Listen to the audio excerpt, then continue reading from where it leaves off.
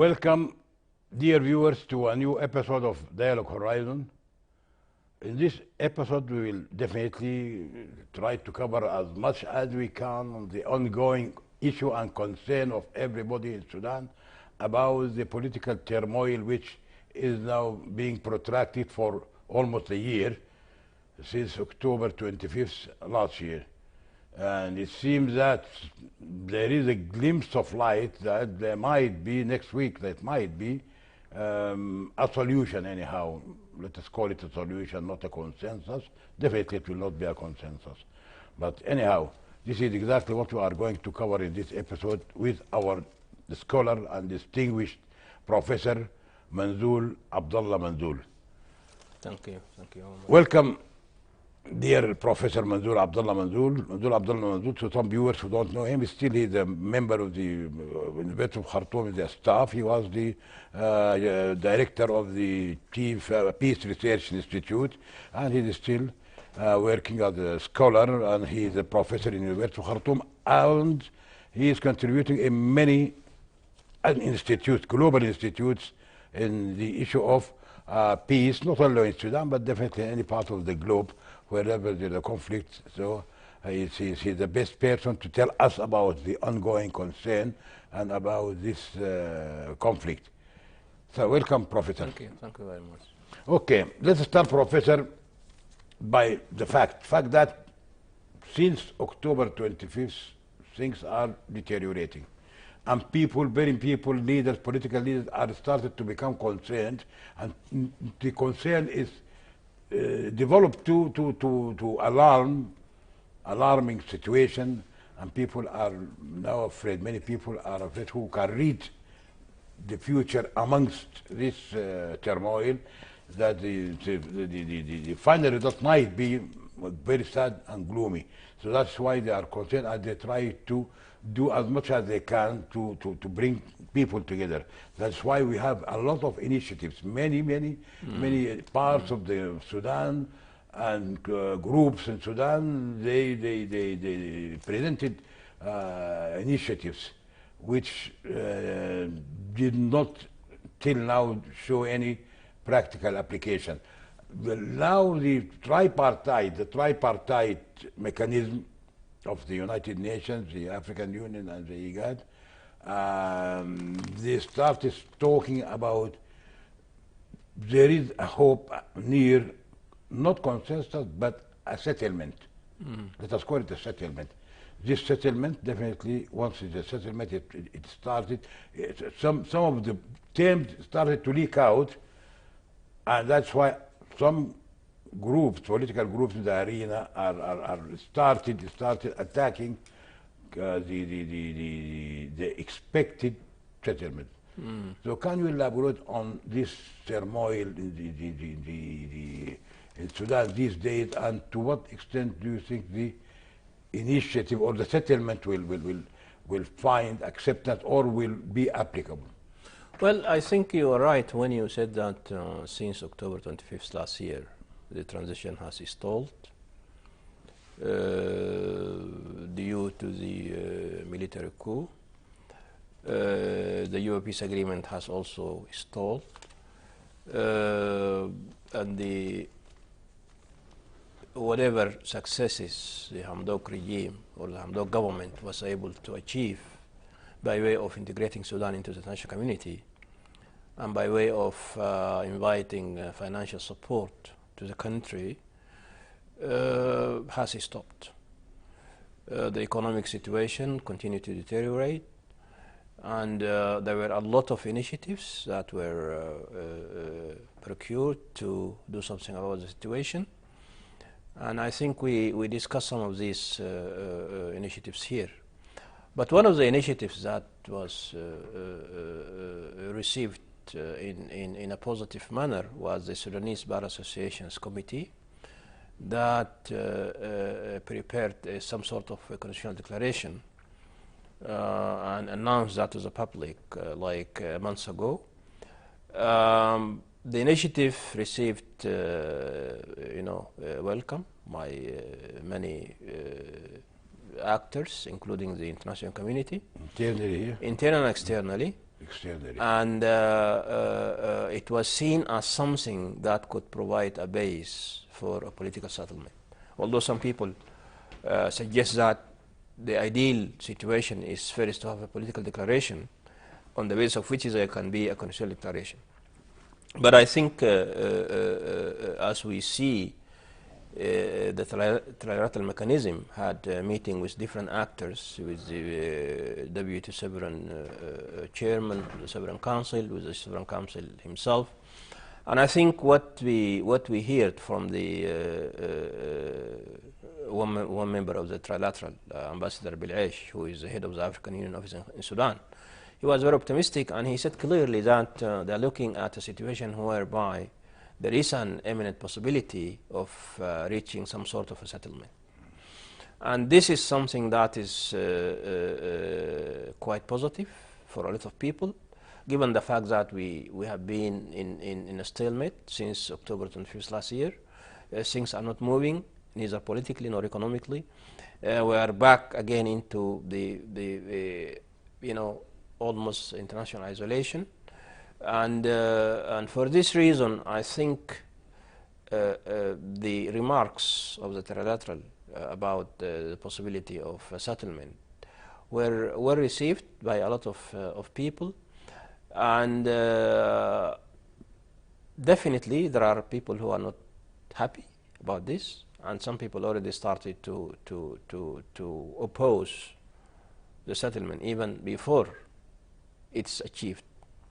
And this also indicates that one of our problems is that the Sudanese scene is in a very chaotic state of fission, people could hardly agree on anything. And I think any political settlement that would bring back the transition in track, that would help in bringing financial support to the country, that has the capacity to dissipate the imminent crisis that we're facing, should be welcome. People might disagree on the details of such a settlement, but I think it goes without saying that any movement towards a settlement should be welcomed and supported.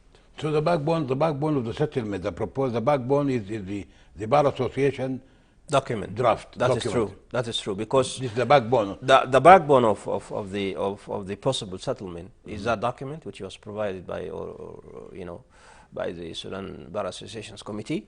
And I think many people who commented on that, they said that this could provide a basis for political settlement. But what about some people? They talk about that. Does this proposal or this draft include revoking or nullifying or the Juba agreement? Totally? No, there was no talk actually. I attended the workshop that was organized by the Bar Association in August this year. And I also attended the press conference where they announced this draft constitutional declaration. There was no mention whatsoever about nullifying the Juba agreement.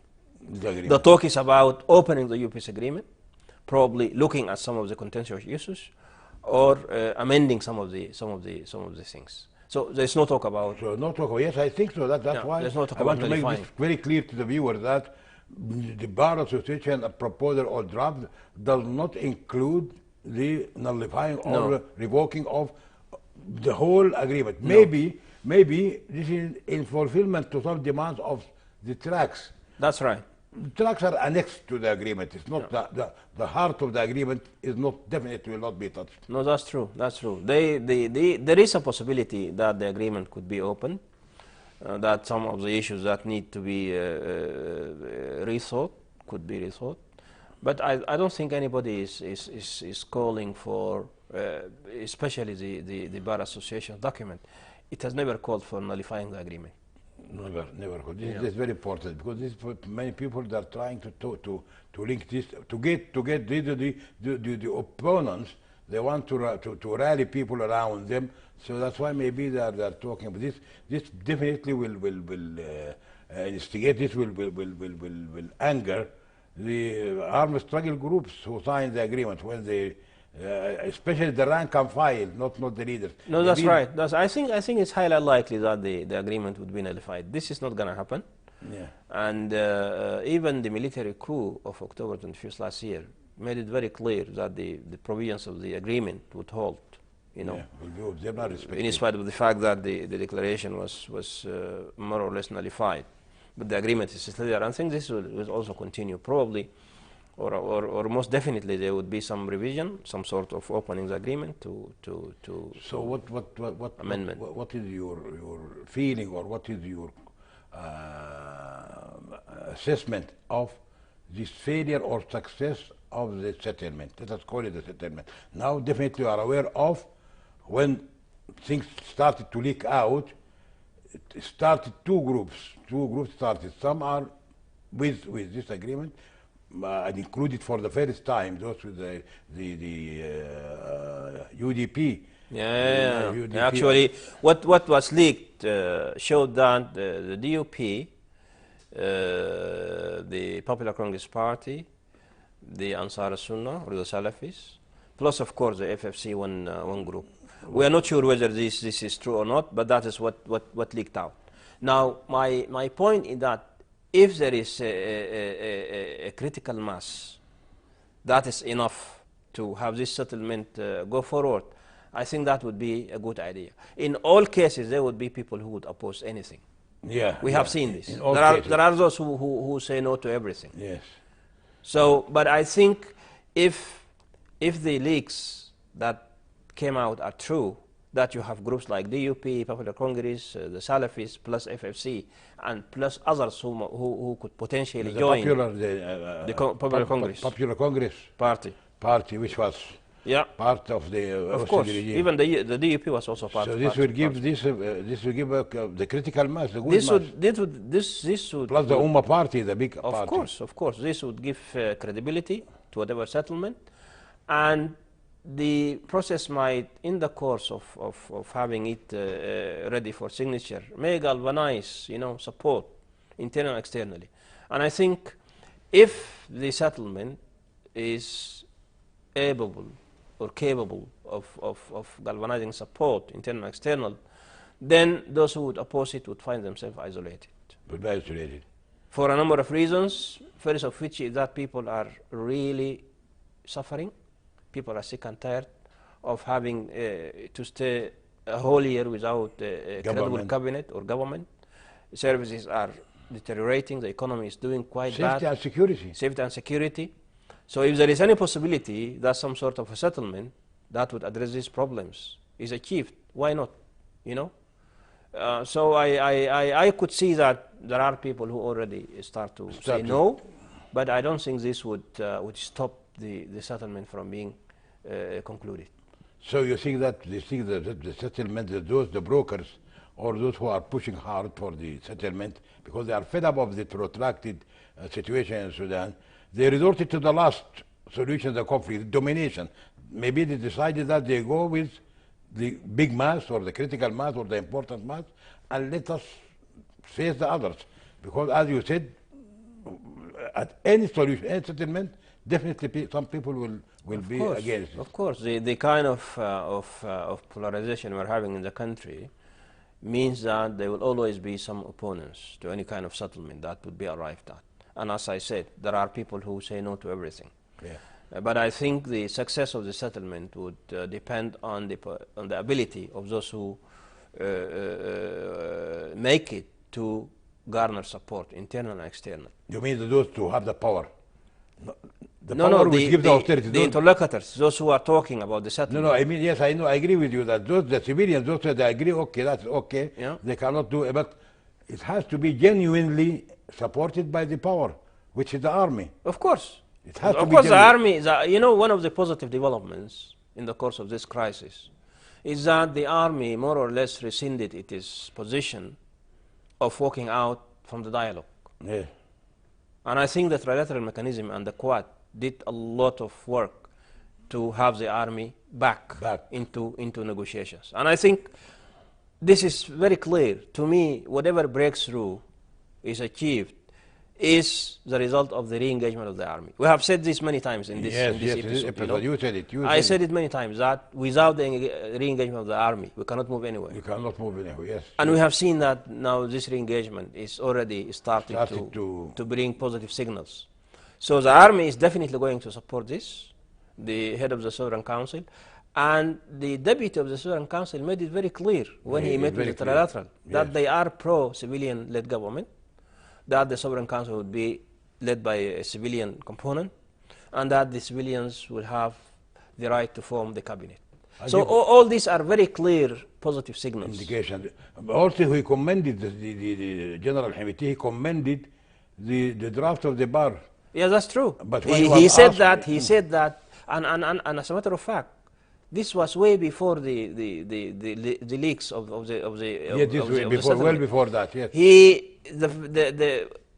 received the document like a month ago, and back then he said that we are having a positive idea about this. We'll look at it and then we'll provide our comments. Whereas when when he made the trilateral, he made it very clear. He made it very clear that this document provides a basis for settlement. Whereas if you compare it when we came from Darfur, when he was asked by the other initiative of Taiba Jid, he was skeptical That's right. To comment and to accept. That's true, and that was why I said that the Bar Association document so far is the only initiative that is galvanizing support, internally and externally, which is, this is a positive development by way of trying to arrive at some sort of a settlement.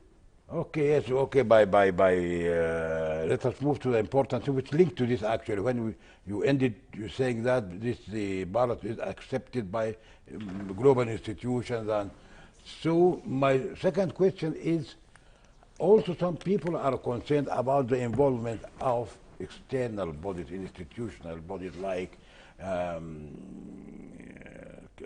United Nations, African Union, IGAD. Although we are members in these three institutions, maybe they are talking about involvement in certain countries, maybe. Some people, they don't, so they are rejecting the involvement of the international community. Some people, they say that actual international community works on the basis of mutual interest. Talking individually in countries like America, European countries, Emirates, Saudi Arabia, Egypt, any country, when they talk about, they put at the back of their mind the mutual interest. What are they going to get from the Sudan, and what Sudan will get? What is? I think rejecting the involvement of the international community represented by the different bodies is not realistic. Not realistic and naive. At all. In all the peace agreements or settlements that Sudan has witnessed, there has been some sort of a third-party involvement. Even in the Addis Ababa Agreement of 1972, it was Emperor Haile Selassie who facilitated the agreement. So history has told us abundantly that there should be some sort of an external involvement. Yes. And if such an involvement works for a positive change of the political impasse, why would anyone be angry with that? So I think as Sudanese we should be having the capacity to make use of whatever assistance that we can get from the close neighbors and from the international community. And as far as I can say, the trilateral mechanism and the Quad, they are trying to help us to move forward with the transition. And of course, it goes without saying that these countries don't represent charities. We all know that they have their interests. But we as Sudanese also have our interests. We will benefit from this. Of course, and one of the key interests of ours is to get back in the track of transition. And if anybody is in a position to help us do this, why not? We should actually welcome this kind of involvement and support. So the criticism is unfounded. No, it's not realistic. You are saying historically, yes, I agree with you. All agreements here in Sudan, in every part of the globe, but let us talk about Sudan. Yes, in Niberi, the flag, it was brokered in Addis Ababa. Yes. And remember Abuja, CBA, Doha, CPA, even Juba Peace Agreement. Even Juba Peace Agreement is done outside, yes. Precisely. It's with the involvement of external. So now people are talking about it, and they're going back to the These are actually the opponents. They are going to the invitation or the asking of Hamdouk, the United Nations, to help in the bringing a mission, Unitams. UNITAM's mission, which can help in the transition Yeah. to democracy. Yeah. Do you think the decision of bringing UNITAMS is good or? Well, I stood by it then, and I'm standing by it now. You know, Very important. Of course, the invitation of the UNITAMS was correct, because at the time, who knows that there would be a military coup that would derail the transition.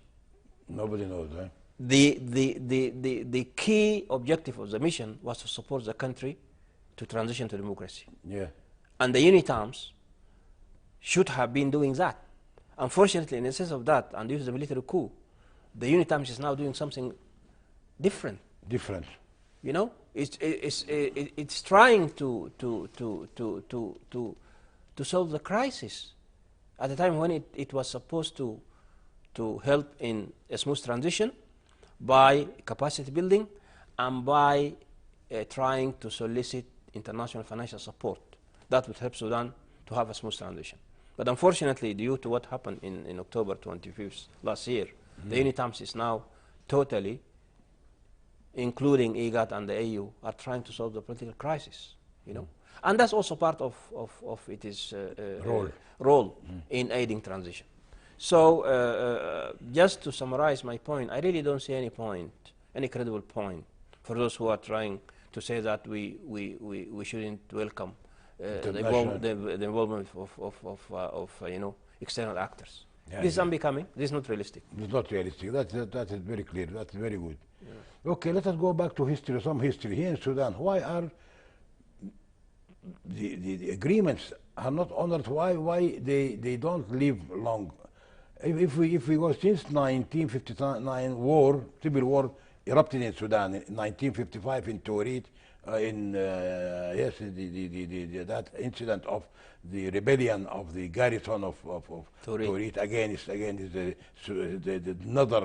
northerners, officers and soldiers, and killed most of them. Since that time, the war in the south erupted. Then it was followed by the wars in the civil war in Darfur. And most of the agreements, let's say 1972 agreement with Addis Ababa and Abuja and Juba, what is the reason behind Well, I think they don't hold we can think of a number of factors that contribute to the failure of these different agreements. But I think the most important factor is the fact that all these agreements, even if we look way back to 1972, were some sort of liberal peace agreements that focus on power and wealth sharing. Yeah. You know, and when you focus on wealth and power sharing, then the first thing you would actually try to do is to get the leaders of this armed movement into political positions. Yes. You know, and by doing that, you relegate the root causes of conflicts to a second degree sort of stuff. You don't really take the root causes seriously. This is, to me, the key reason why we have these failed peace agreements. So you mean they jump to the result, to the root cause? They just neglect. They neglect the root causes. The root causes, yes. They try to integrate the leaders of these armed movements by co-opting them into the political system, by providing positions for them, and also by, you know, directly or indirectly rewarding them financially. Yes. You see, this is something that has been happening all through. All agreements, I agree, yes. This is one. Two, equally important is the fact that the central elite that has been ruling the country since independence has been looking into these different things as compartments. They don't adopt a holistic approach that will look at the problems as problems of Sudan, not problems of the regions, not problems of the South or Darfur. Yes. The Darfur problem is actually a Sudan problem. And the South Sudan problem was also a Sudan problem. So compartmentalizing problems contribute to the failure of peace agreements. And this is precisely what happened. If you look at all these different peace agreements, they were, you know, achieved by separate arrangements. You see? Yes. Minawi was singled out in Abuja. He was the only one who signed the agreement. Abdul Wahid was out. Jem was out. And then the Doha peace process also singled out some and left out others. The CBA singled SPLM and left out the National Democratic Alliance that was based in Asmara. They had a separate agreement in Cairo. Even the Juba peace agreement, Abdulaziz Zahir and Abdul Wahid are left out. Left out. So we never learn from the mistakes of the previous peace agreements, and I think this is one of the things that we really need to look at and learn from seriously. So, as if you are, just to summarize what you said, as if you are saying that all of these agreements were not inclusive, including everybody involved. The second is root causes. Nobody, after they give the leaders post, they forget about the root causes. Why these people they took arms against this is the same as what happened in Darfur also. Absolutely. South and Darfur. Absolutely. And now, we are getting into the third year since U.S. peace agreement was signed. Nobody was talking about the refugees or displaced persons, So you have this kind of mentality that really doesn't take the agreements seriously, and one gets the impression that these agreements were signed only to be violated. Only to be violated, yes. You see? Okay, Professor, do you think that Darfur will follow suit like the South? No, I don't think so. I don't think some so. people I have seen the unfortunate remarks by the Deputy Governor of Darfur, this week. which is quite unfortunate, quite alarming. The thing is, Darfur is not only a geographical region. No. This is something that has cultural and social dimensions. And if you look at the Savannah Belt, from Darfur up to Gadarif, including the Blue Nile and some parts of Kordofan, and also this part, Durman, Msiala, Mbadir, Al-Fashir. This belt is socially into interrelationships. Connected. Very much connected. If you look at the national capital, you cannot tell who is who. Yes. So the possibility that Darfur would follow suit like what happened in South Sudan is far-fetched. I don't think that's going to happen. No chance. Because the talk of the deputy governor was very alarming. No, not a chance. I think that was a horrendous mistake and an ugly statement. Ugly statement. Yeah. But I think it found some opposition, some. Of course. People, they really look at it as... Actually, it's different. Darfur and the South. South is totally different. Darfur, it's connected. It's part of the country. Of course, no way now. That's true. So people should not be... So I think I look at what the Mr. Mohammed Isa says as a matter out of place. It doesn't really make any sense. You have to apologize, I think.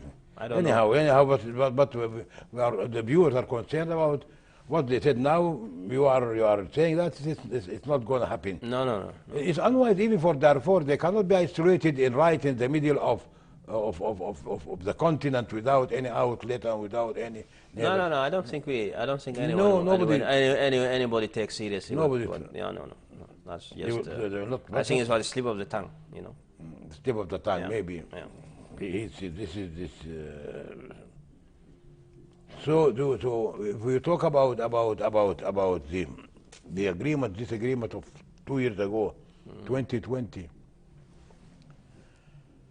one of the reasons, it's becoming like a bone of contention to any settlement, because nothing happened till now. 2 years, nothing happened. Can you tell us about this agreement? Well, the irony is, every time members of the armed group who signed the Juba agreement talk about the agreement, you get the feeling that they are talking about a holy cow that shouldn't be touched.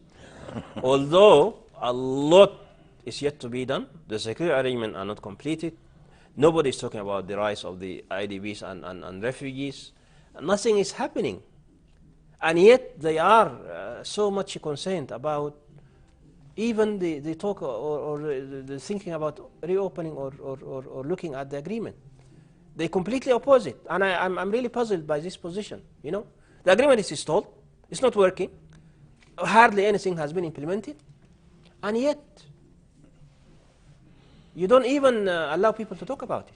Who is So what one wonders, you know, what's going on? This is exactly what you said just before in the past question, because the root is not touched. Precisely. Now those who are opposing touching it like a holy cow, those are who got the positions and Unfortunately, we have to say this, but that is what's happening. exactly what we have to. Yeah. So I think by virtue of the kind of troubles the agreement has faced so far, this in itself is something that should be the basis for looking at the agreement, you know, to see what went wrong, where are the areas that need to be, you know, rectified, and how the different actors or those who are involved could move forward with the agreement. I think these are the questions that need to be answered, you know, instead of just ducking behind the document and saying that no, nothing should happen. Things don't go this way. Okay, what is stopping the most important part of the now which started calling concern in Darfur by the eruption of still wars, some civil wars. The security arrangement, this chapter, nothing has been done on this chapter. Well, I think they did start something. I think they trained around 2,000 troops. 2,000. Yes, from the armed group, from the military, from the rebel support force, as far as I can tell. And this should form the nuclei of a civilian protection force in Darfur. And for some reason, I don't know whether these forces have been deployed already. No, not yet. Whether they already started doing their job or not. But as far as I can say, even the security arrangements are not done properly. They are stalled, and we don't understand. Did you follow? By the way, did you follow the tug of rhetoric between the army spokesman and the armed struggle leaders? The armed struggle leaders, they said that the army is not doing, or the regime is not doing enough to fulfill I read the spokesman of the army. He said no, on the contrary, the reason is the armed struggle people themselves. He said we asked them to bring troops, some of them about 1,700, as you said, about 2,000, already they joined the camps in Darfur. But we asked them to bring about 20,000. The spokesman said they failed to bring this, the number. This was last week or 2 weeks ago. It was a kind of war between the spokesman of the army and the armed struggle leaders. Well, we don't know, you know, the truth disappears, you know, in this kind of situation. We don't know which is which. We don't know who is telling the truth and who is not. But I think the army has the overall responsibility of overseeing the security arrangements. And I think for the sake of transparency, the army should come out clearly and tell the Sudanese people what's happening in this front, instead of just keeping silent, and when someone from the other side says something, and then you come and try to say otherwise.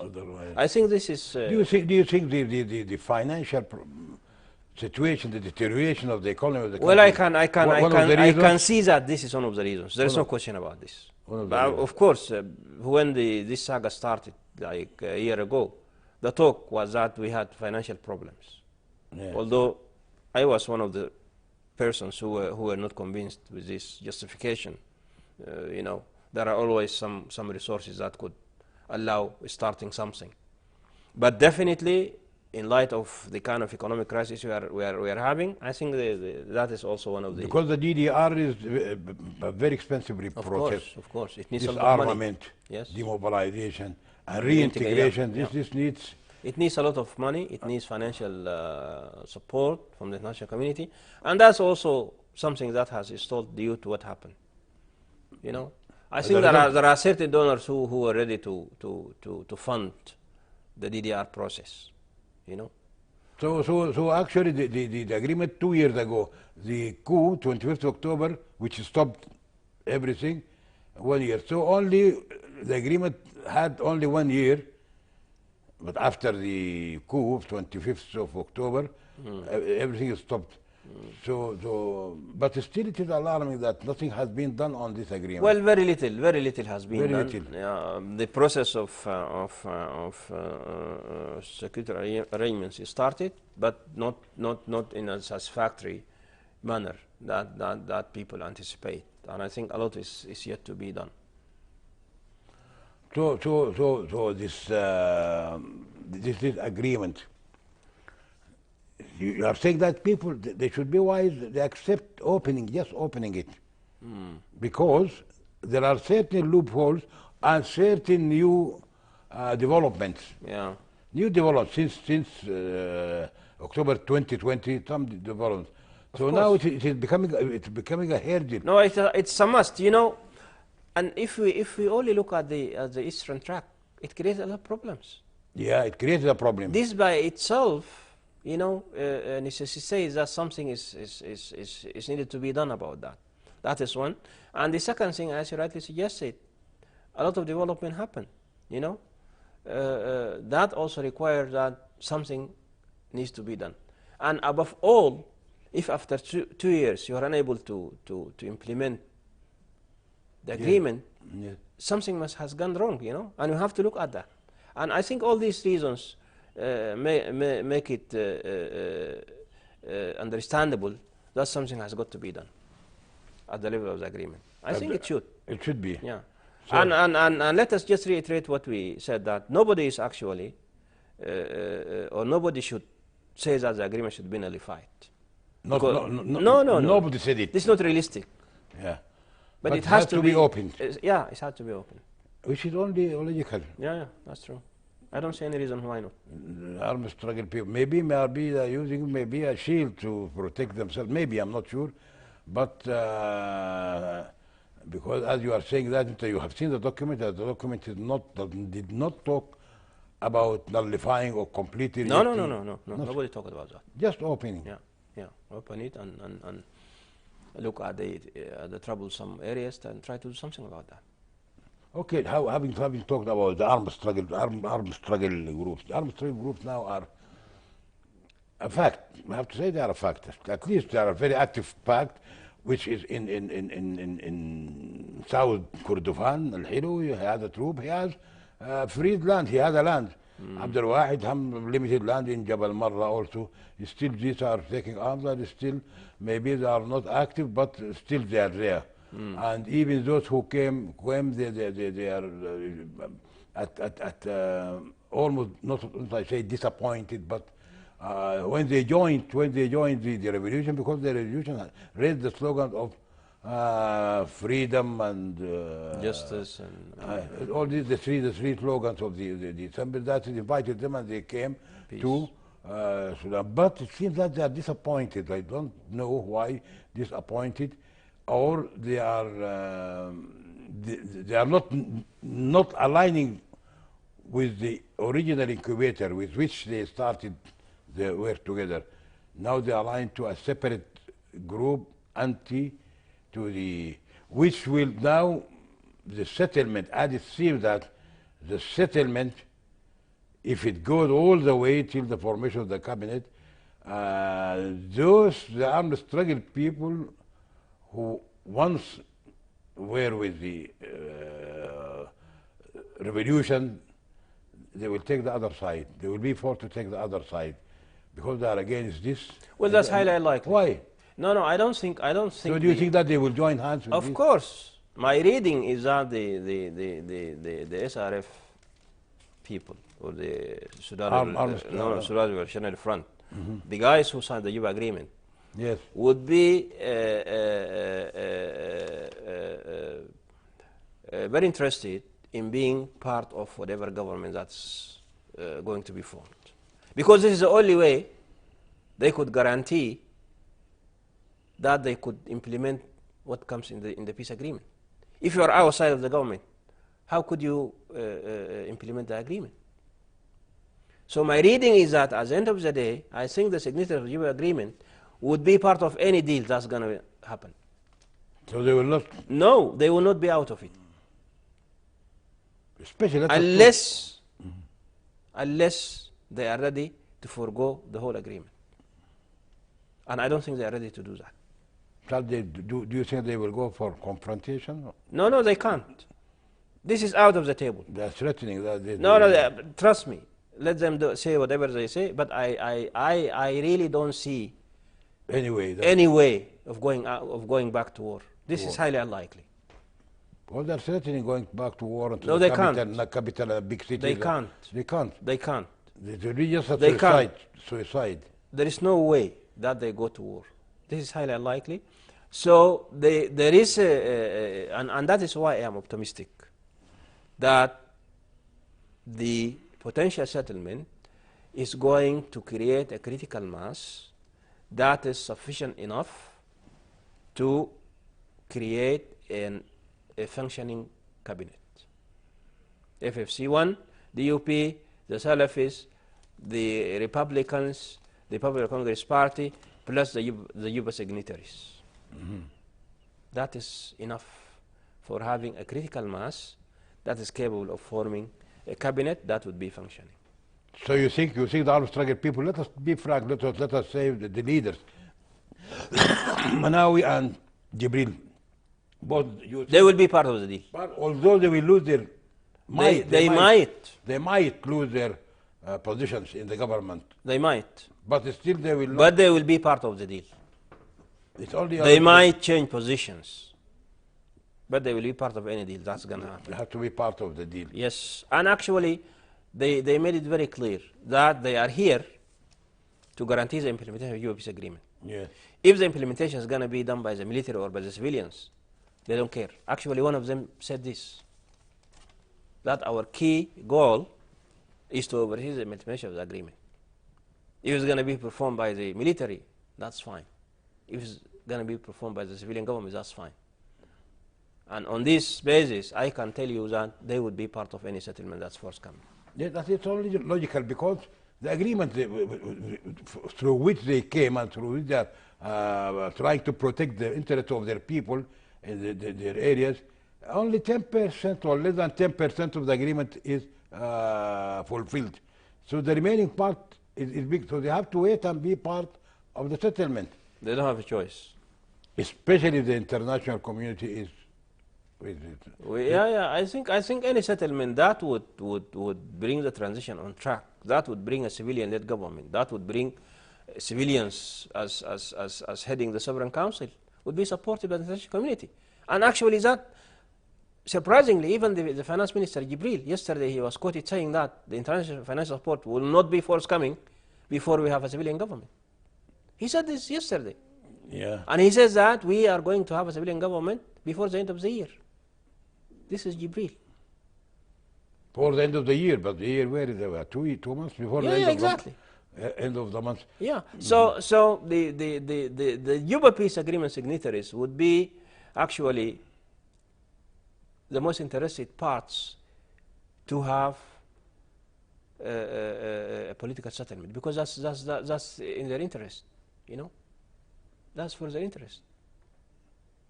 So you know, in all this, I'm one of those who are quite optimistic. Actually, I can see that something is forthcoming. Do you think that the Americans are really genuine to have a solution to the? They are. They are genuine. Of course they are, and now we have the trilateral and we have the Quad. We have US, we have UK, you have Emirates, and you have Saudi Arabia. They are the Quad, and they are the force behind all these developments that we are seeing. Of course, plus the trilateral mechanism, which is actually doing an excellent job. So the American ambassador will play, or is playing actually a role. Since he came, he was very active. Of course. He's abnormally active. Very engaged in all the So I think they are genuine in trying to participate in solving the problem, protecting their interests. Also, they have interests. We have to accept this. Not true. But if their interest is benefit, we can benefit from it. Why not? Why not? Why not? Okay, Professor, I think we have a few minutes. So my last question is about the other. Now let us forget about these agreements and these settlements, and which is part and parcel of my question about the critical and the dangerous, precarious deterioration of the standard of living and the high prices of the commodities and the suffering of people and resentment of people and the strikes. Now we are facing a wave of very dangerous strikes. We experienced for 2 days only the electricity power strike.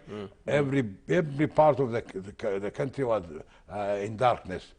So they appease them. I think they accept it and they give them good terms of service. Others now will follow. Follow. Well, actually, What can you tell us about we saw the doctors, we saw the teachers. Doctors, And teachers. before that, we had our own university professors. Yes. We went in an open strike for 4 months. You know, so this is a serious situation, and the economy is really doing bad, and there is no way that the country can deal with this crisis without international support. There is no way. Without international support. Absolutely. You know, we are facing an imminent economic collapse, and we cannot afford to continue like this for a longer period. So as a result of the stoppage of because now it's a vicious circle. That the teachers, I hear that tomorrow after tomorrow they will get some kind of adjustment. They already did. I think I saw a document. Okay, others they will follow suit. Everybody would follow. Even the traders, they are closing. This is something new. Protesting the high tax. The high taxes. You know, no, that is, you know, these are all serious indicators that something has to happen. Something has to happen. You know, and again and again, our problem is political. Political. Yes, if you have a political settlement, the economy would positively be affected. Because the financial flow from international institutions would only come if you have a political settlement. If you have political settlement. And I tell you, the Sudan economy by itself will not be able to solve these problems without significant injections Support from abroad. By assistance and by money and by Absolutely, absolutely. So money, you know, direct FDI, foreign direct investment, by you know, even directly supporting the budget, and of course also by humanitarian flows. So we need all these kind of support. But what is encouraging, just at the end of the episode, what is encouraging, Professor, maybe you saw in the streets, apart from these prices, the high prices and the suffering people, when I come on the streets, I see the fruits, vegetables, and egg, table egg, the streets. So you feel that? You see, this is precisely the result of having over 90% of the economy operating informally. Informal. Of course, the formal economy is very weak, and that's why you see this very strange situation of having stagnation and inflation at the same time, stagflation, as the economists would say. You know, because people are operating informally.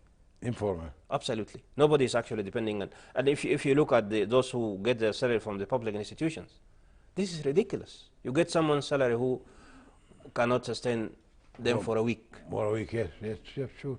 So that is, I think our economy is mostly informal, and this explains what you see. So you are saying that I hear that the money, monetary mass, the money outside the banking institution is almost 80%. Precisely, that's what's happening. So people started talking about changing the currency. This, when you change currency, people will be forced to bring the money outside. Well, you know, if you have a political settlement and then the economy started to pick up, like what happened during Hamdok's government, then people would have confidence in the banking system, and they will automatically bring their money back. But if people don't have confidence or trust in the economy, why would they get their money in the banking system? So again, we go and come back to the political crisis that we are having. So the political crisis creating all these these problems. Absolutely. No way.